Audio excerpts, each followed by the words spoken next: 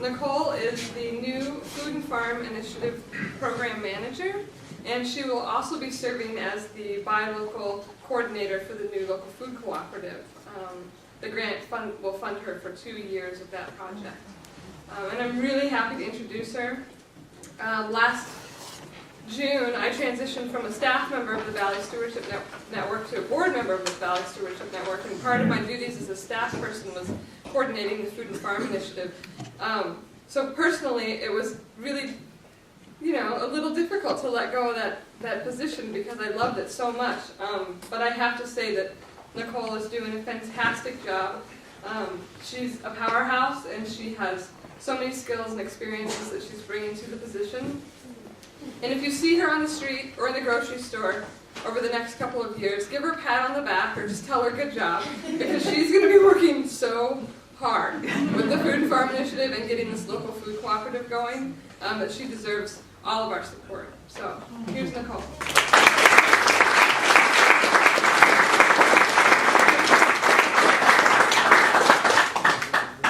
Wants to buy me a cup of coffee. I'll be up for that. Well, thank you so much. It has been an honor and a privilege to work for the Valley Stewardship Network, both as a volunteer and now as an employee.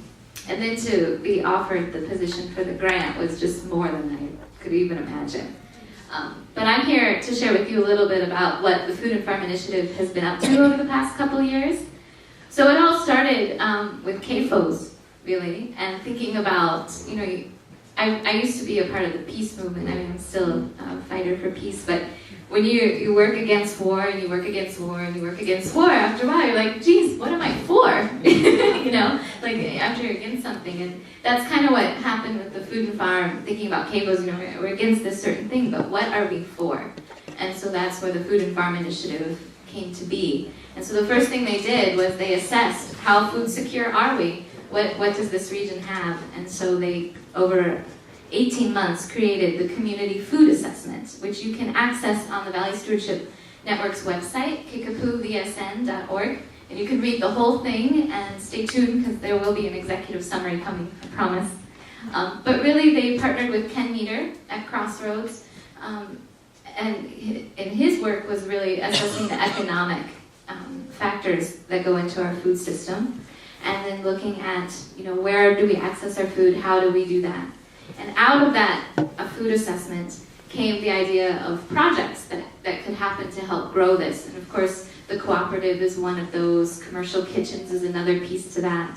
And the thing that the Food and Farm Initiative decided to take on was gleaning, because there's so much produce left in our fields that farmers they're called seconds, things that aren't as marketable, but they're still beautiful, as you can see by our example back there.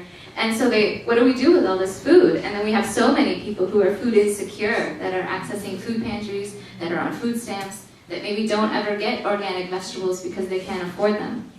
And so we partnered with area farmers, which you saw on the slides earlier today, and we got volunteers from the community, and we went out once a month for July, August, September, and October, and we harvested seconds from these farmers in the fields for about 4 hours.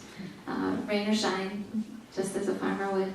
And out of that, we harvested over 3,000 pounds of vegetables and fruits.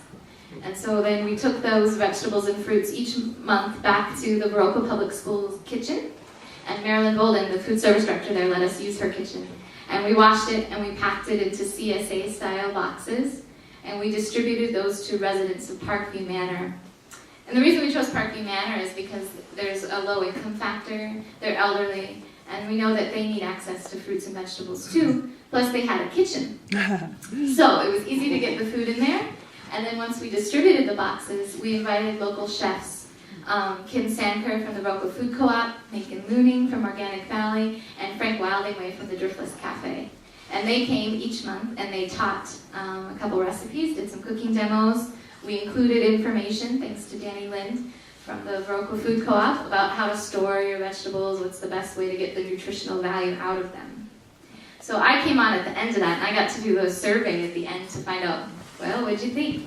Almost all the respondents, we had about a 60% respondents from the 40 people that got the boxes each month, and they all said that they ate more fruits and vegetables than they had before, that they really appreciated it. We blessed by God numerous times in that survey. And, and it was just overall, the feedback was so fantastic.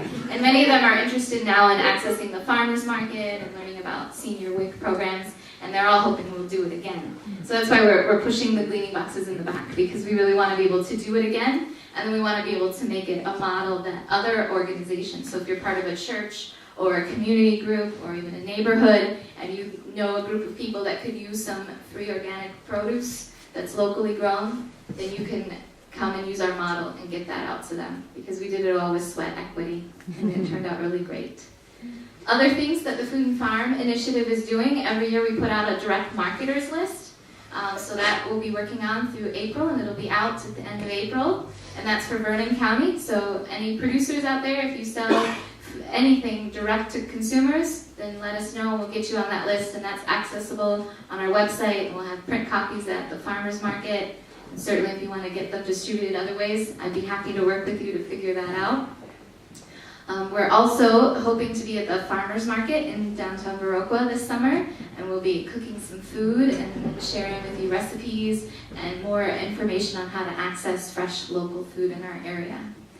And then the rest of my time will be doing the buy local development coordination work for the grant. And I have to say, meeting with the two institutions just this past week, they are committed. I don't think they quite know what they're in for, but they're committed. And so that's what matters, is that they want to be at the table with our farmers, and they want to work it out. So I'm optimistic that we're going to see a lot of things grow, and that's all because of the support we get from our members of the Valley Stewardship Network.